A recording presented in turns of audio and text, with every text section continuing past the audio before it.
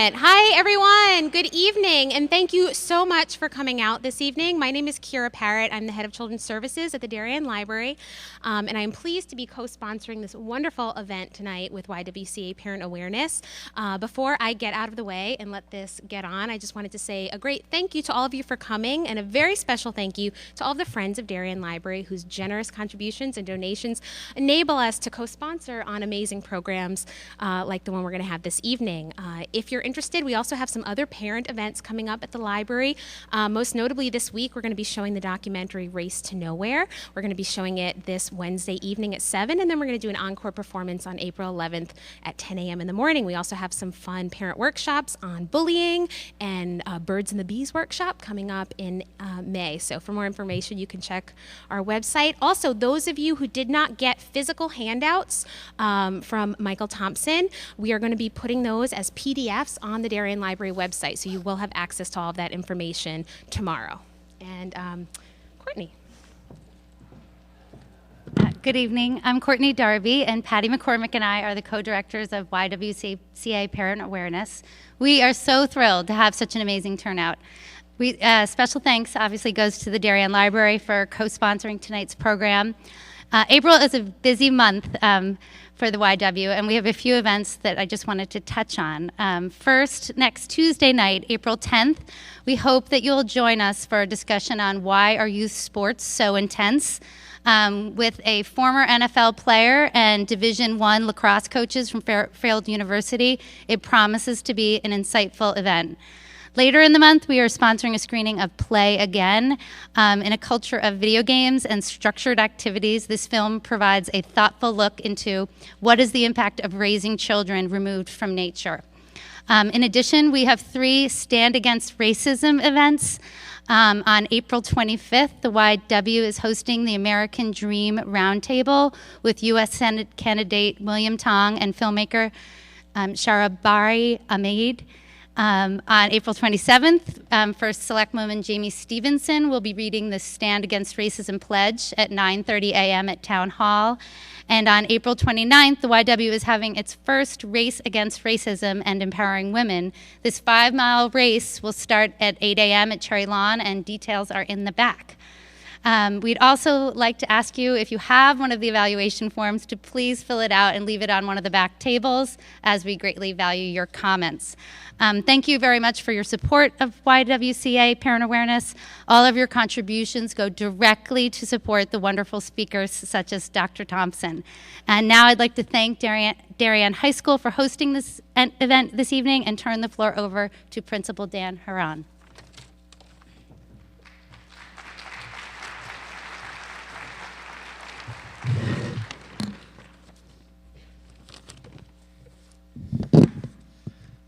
Good evening, everyone. Welcome. 20 years ago, the general consensus was that girls were the ones lagging behind educationally and being shortchanged in our schools. More recently, however, there has been troubling statistical evidence that, if anything, it is our boys who are at much greater risk of failure today. This crisis with boys, as some would call it, has implications that reach farther than simply the parents and families that raise those boys. You don't have to be a sociologist to realize that a society that doesn't properly raise its boys to become good men will pay a heavy price in the future. Thankfully, Dr. Michael Thompson recognizes this problem and has inserted himself into this important debate. Dr. Thompson is a consultant, author, and psychologist specializing in children and families. He is the supervising psychologist for Belmont Hill School and has worked in more than 500 schools across the United States, as well as in international schools in Central America, Europe, Africa, and Asia. He has written many articles and books on parenting, including the New York Times best-selling book, Raising Cain, Protecting the Emotional Life of Boys, which he co-authored with Dan Kindlin. A dedicated speaker and traveler, Michael Thompson has appeared on The Today Show, The Oprah Winfrey Show, 2020, 60 Minutes, The Early Show, and Good Morning America. He has been quoted in the New York Times, the Washington Post, Newsweek, Time, and U.S. News and World Report, and has been a guest on NPR's Morning Edition, Talk of the Nation, and The Diane Rem Show. He wrote, narrated, and hosted a 2-hour PBS documentary entitled Raising Cain that was broadcast nationally in 2006. Dr. Thompson serves on the board of the American Camping Association, is on the advisory board of Parent Magazine. He lives in Arlington, Massachusetts, is married to Dr. Teresa McNally, a psychotherapist, and is the father of Joanna, 26, and Will, 20. Please join me in giving a warm welcome to Dr. Michael Thompson. I appreciate it. Thank you. Am I on? Yes. Thank you, Brooke. I'm delighted to be in Darien. Thank you very much. And Courtney and Patty and Kira, I appreciate it. We were supposed to do this at an earlier time, maybe a couple months ago, and these good folks called me and said, we're having a town school board meeting, and everybody's going to fight over money. And we're afraid we won't get you. Will you be willing to come later in the year? And so this worked out brilliantly, actually, for me. I hope you got all the money you wanted. You didn't claw back your taxes, huh? Okay. It looks to me like you've got a lot of my handouts, and that's because I've been giving talks for a number of years about boys, and I have several different perspectives on it. But it matters to me the age of the children. Raising Cain was much more directed towards adolescents. My book, It's a Boy, much more towards littler boys. How many of you have boys who are birthed to 5 years old? 5 to 10. Okay. 10 to 15. Okay, 15 to 20. 20 to 25. What are you still hoping for?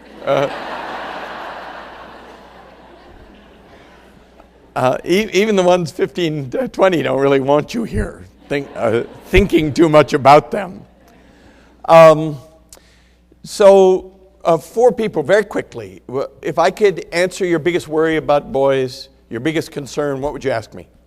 If the concern that brought you out tonight, I could address directly, what would it be? What do you worry about? Peer pressure. So you have a teenager, peer pressure? No? A what?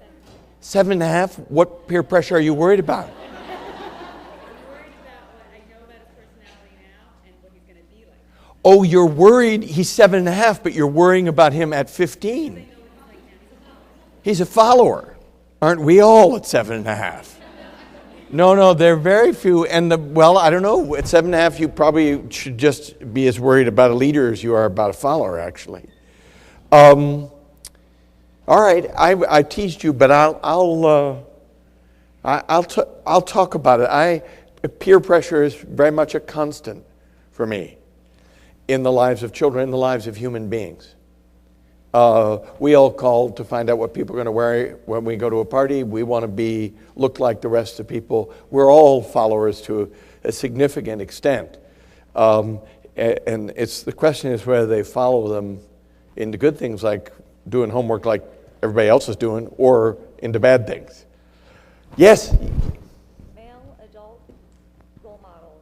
Male adult role models. Teachers, coaches, placing their own values onto how boys should be. Right. Tell me your name. Zena. Zena. And you've got boys how old? 12-year-old. A 12-year-old. And so, Zena, you're kind of keenly aware that your 12-year-old son is going to be looking at men and looking at the kind of model of masculinity they present and hearing the messages that men offer them. And that's disturbing to you because some of them are, what are you worried about? I can give you an instance. Yeah. Where my son has had a coach. Yeah. He was too sensitive. Too sensitive. Yes, I know that coach. Yeah, yeah. And it hurt his feelings. Definitely got into his head about it. Yeah. I don't know if it hurt his feelings, but it was more of a The question is, attack than right, his feelings. right. But a character attack that almost all middle school boys encounter. Because the charge that middle school boys lay on each other is you're too sensitive, you're too close to your mom. All of that stops. You're now supposed to become a man and come over to the man side, right? The dark side, well, that's one take on it.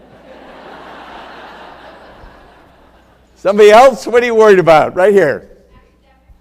Academic, go ahead. Academic performance. Oh, so you have an 8th grade son. What? He's 7th.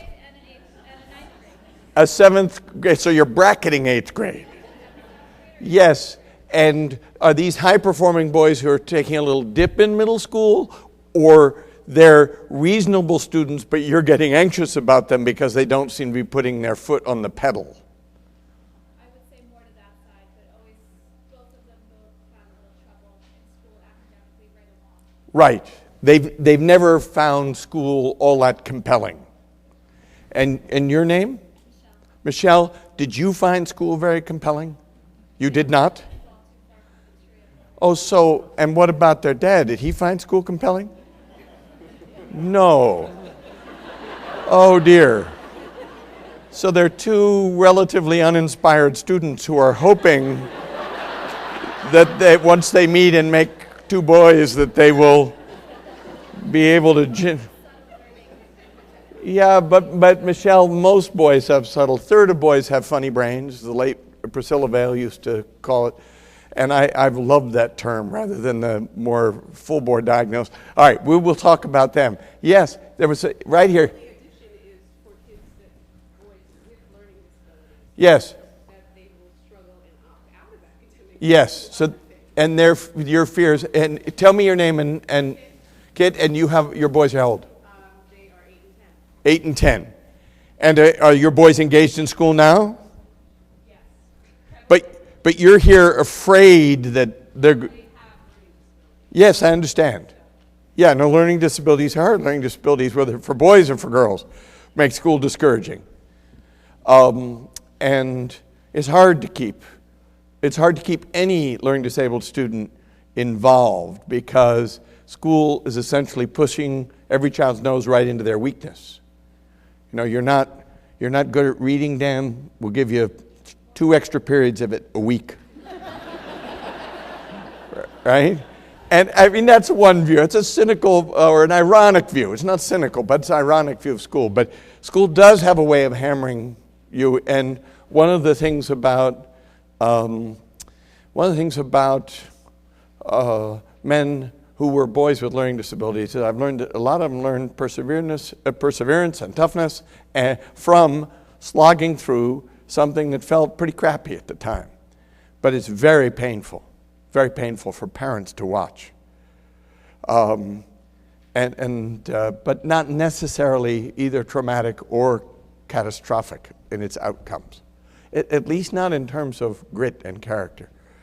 All right, so let me talk for a minute about 4 big issues, macro issues, in those of us who think and read and do research on boys. I'm not an original researcher, I'm a popularizer, but I got interested in the problem just as Dan described it. I was raised in graduate school on the notion that schools were unfair to girls, that society was toxic for girls. I wrote my doctoral dissertation on anorexia nervosa and worked with eating disordered girls for years. If you told me when I was a graduate student that I would end up being a boy advocate, I would have laughed. It wasn't where I was headed at all. I was a feminist-inspired psychologist. But when you get into school with a package of psychological skills, you find almost immediately that your business is 2/3 to 3/4 boys. It's boys who get suspended, boys who get expelled, boys who have learning disabilities in numbers, 2 2 to 3 to 4 to 5 to 6 times greater than girls, depending on what it is. Boys have funny brains. All the neurological troubles of childhood affect boys far more than girls. There's more boy depression before the age of 10 than there is. So all of a sudden, when you go into a school as a psychologist, and I had at the time both a private practice, which was mainly women, because women are the purchasers or the consumers of psychotherapy, and then I would go into schools where 3/4 of my business was boys, with parents worried about their boys.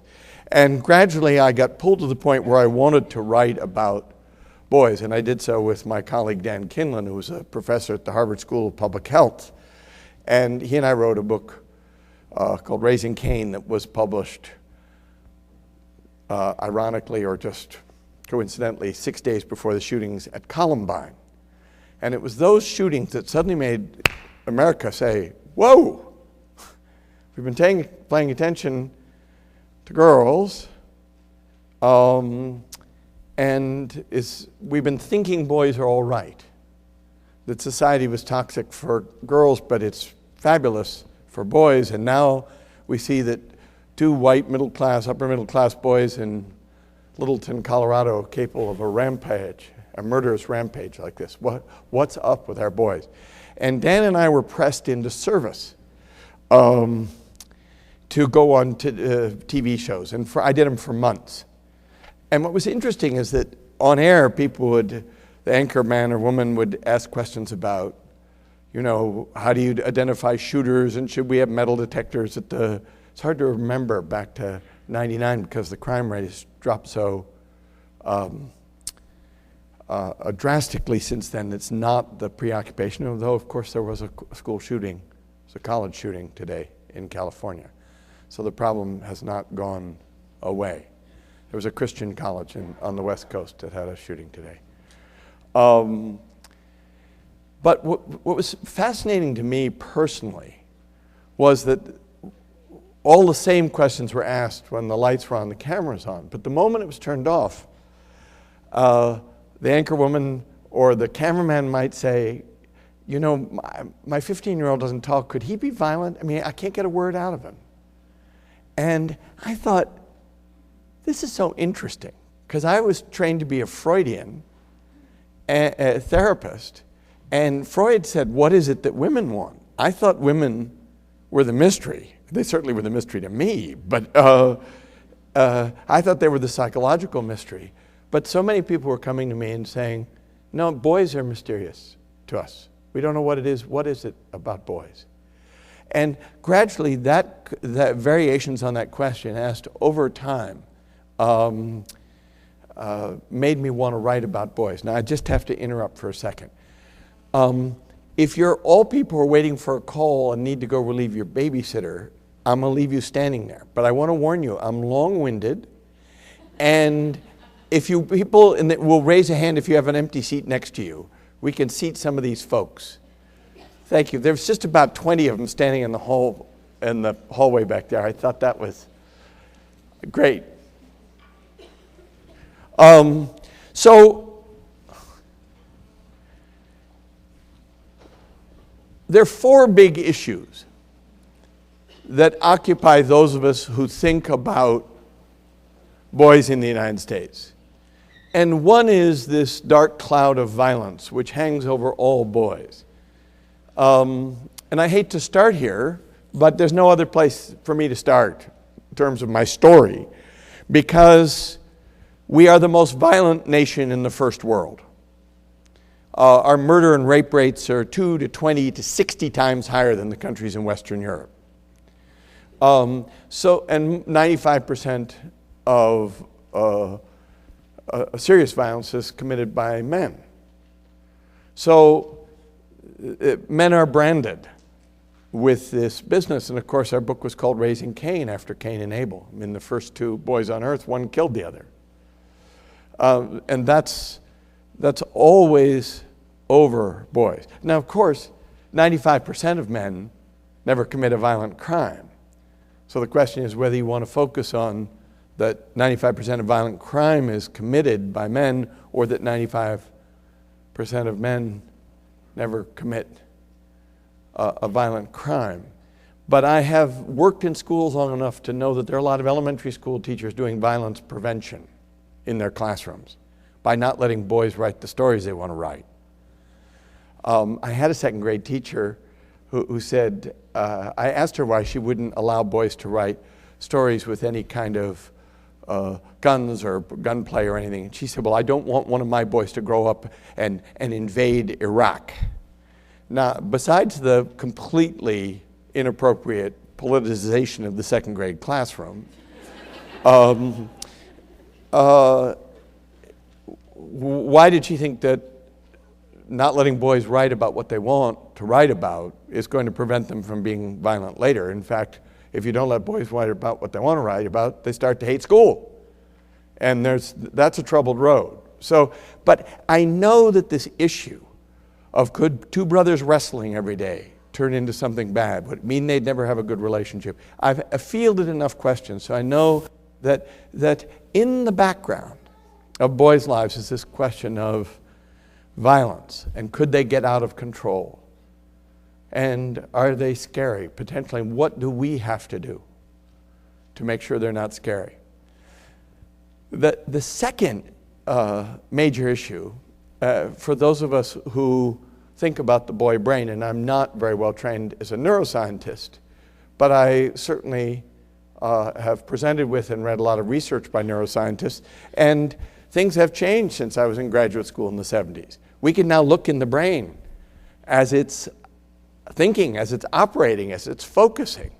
And Steve Pinker at Harvard says we have at least 60 meaningful studies that show gender differences in the brain, which we were not able to see when I went to graduate school. I was taught that the male and female brain were anatomically exactly alike.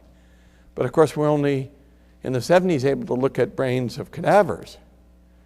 And we have now so many ways of looking or describing what's happening in the brain. We don't know what it amounts to, actually.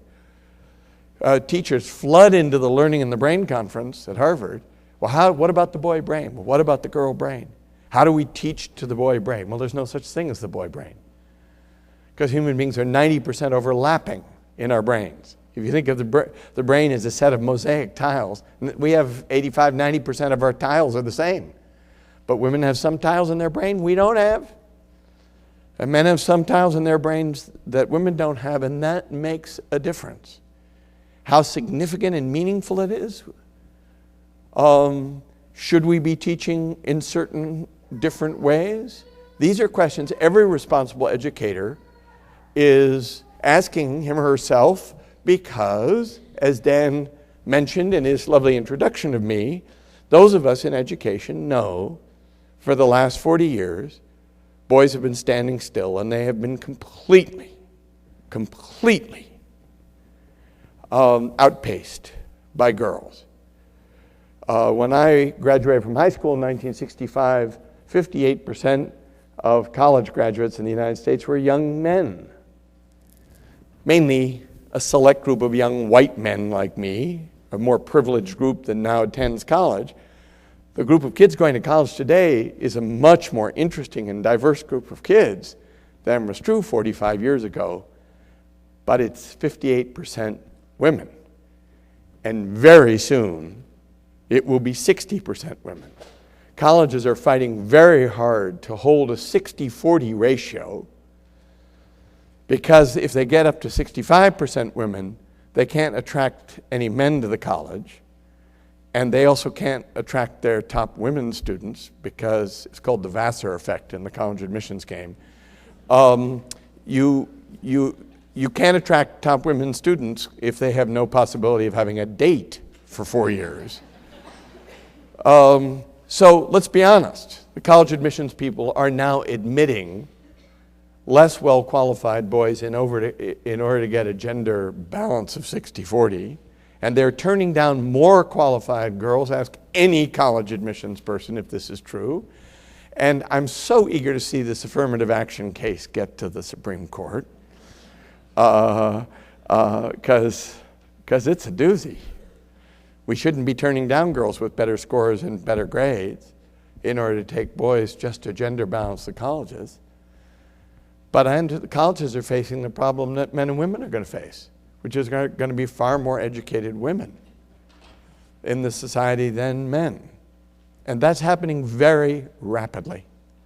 I don't know the senior class at Darien High School, but I am willing to guess that the top 25% of the senior class is 70% girls and 30% boys. And the bottom 25% is 70% boys and 30% girls. You can do the research. It's true of every fine independent school I know.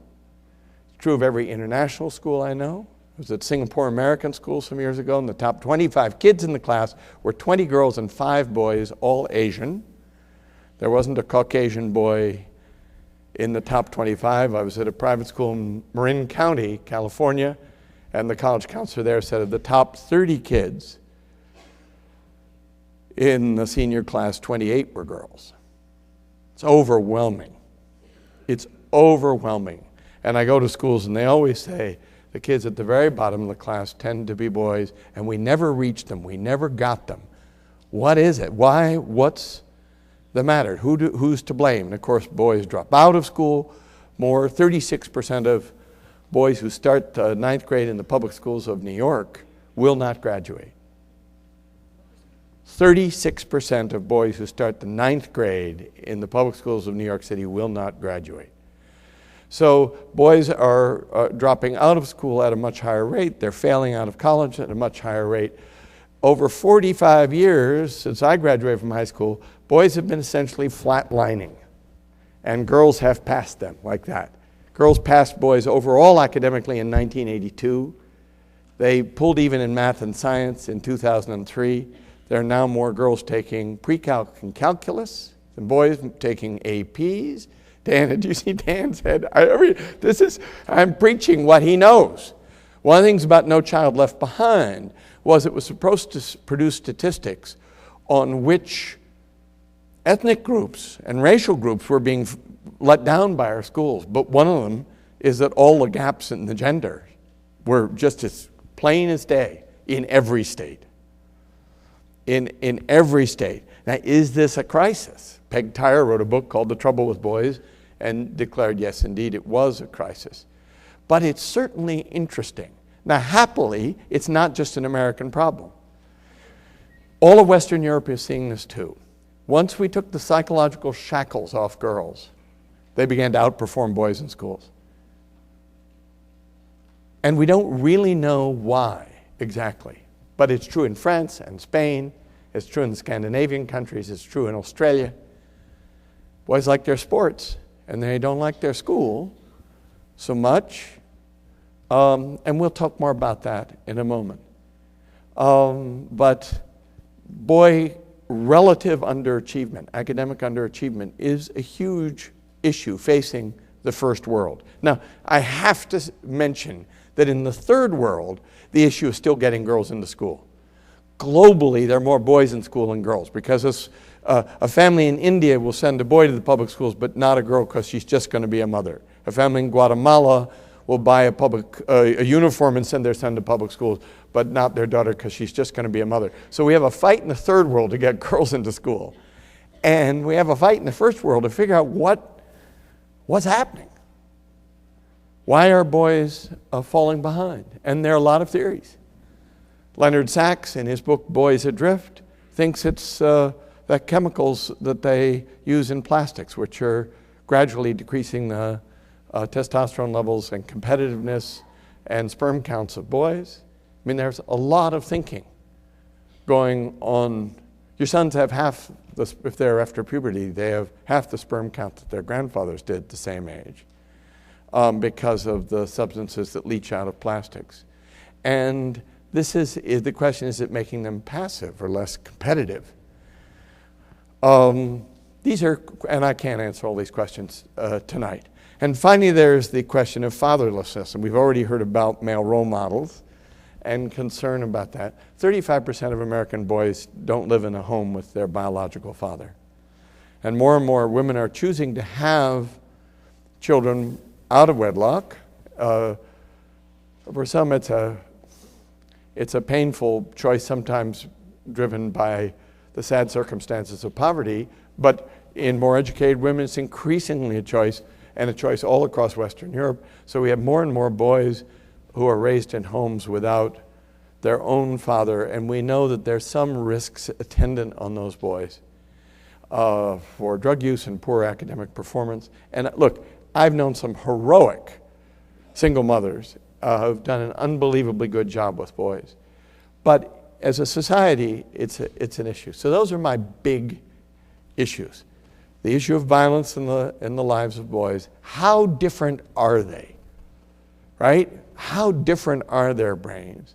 Why have they fallen behind so much academically? Why are girls outperforming boys in elementary school, in middle school, in high school, in college, and in graduate school? 56% of the graduate degrees in the United States are going to young women, and good for them. But why are boys drifting farther behind? And what do we do about this issue of fatherlessness? Because there's a hunger in every boy to have somebody to show him the way to be a man. And that's the hunger, Zena, that you worry about because you know that your 12-year-old son is so open to it. And a coach may have that direct channel into his mind and his identity. And you're right to be scared because that man is getting more of a channel to your son than you have now, right? And what kind of fathering have we been modeling all the way along so that he can figure out that that's not the guy he wants to follow? Mark Twain said many years ago, and this is the roughest of paraphrases, that around 12, a boy chooses a man to imitate, and he just imitates him for the rest of his life. The suggestion, the way Twain wrote it, but it clearly didn't resonate with you, was that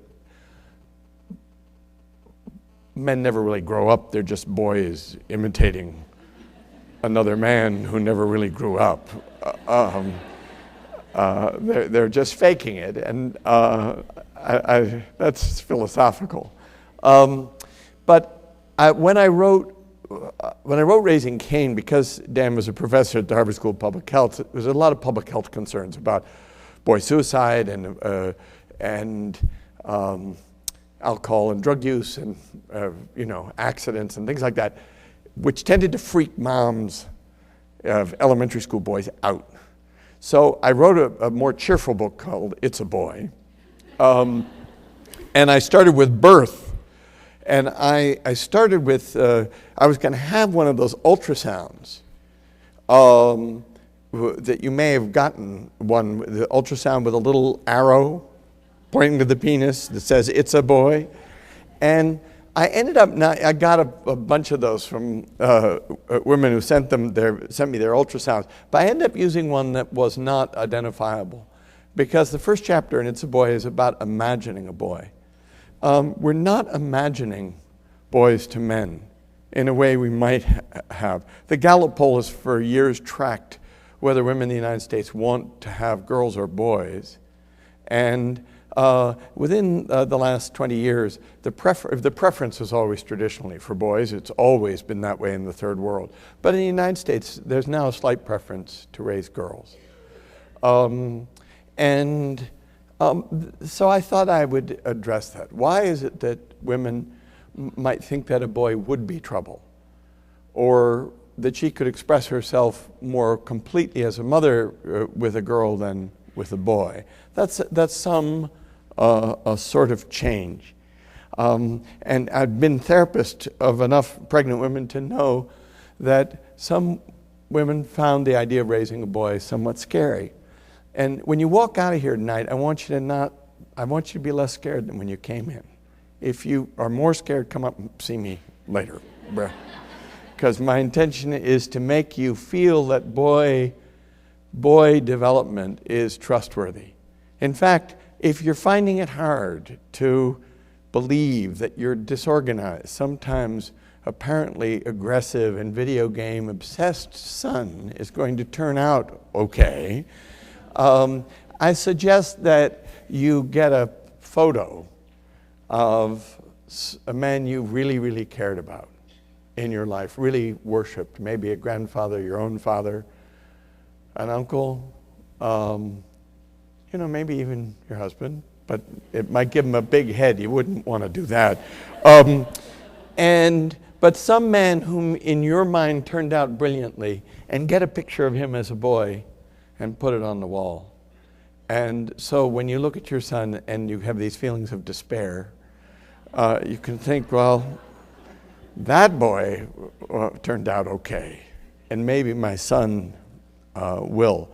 What you need to know about boys, the research on infant boys suggests that they're more emotionally vulnerable than girls. We know they're neurologically more vulnerable. Autism, ADHD, all kinds of wiring issues.